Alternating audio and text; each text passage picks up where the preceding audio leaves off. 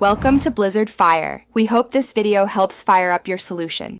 You begin by bringing both gear parts into a single assembly and positioning their shafts. Place concentric mates on the gear bores so each gear's axis aligns, then add a coincident mate to establish initial contact plane.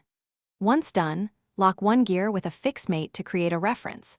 Make sure to set units and the part origins correctly first, because accurate axes prevent backlash in later steps. This gets the physical relationship ready for controlled motion. Next, use the mate command and switch to mechanical mates to create a proper gear relationship. Choose gear mate, pick the two gear faces or axes, then enter the gear ratio, either teeth count or numeric ratio. Solidworks will compute rotational sync. Once applied, test by rotating the driving gear. The driven gear should rotate in the opposite direction with the correct ratio. Make sure to reverse the direction if rotation is wrong and add limits only if physical stops are required. Finally, validate the gear mesh by animating the assembly and watching angular displacement across a full cycle. Inspect for interference and confirm center distance matches theoretical pitch.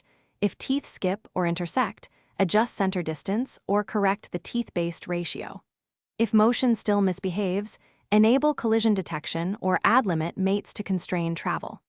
One key troubleshooting tip: if rotation is reversed or off, recheck axis selection and the gear ratio sign.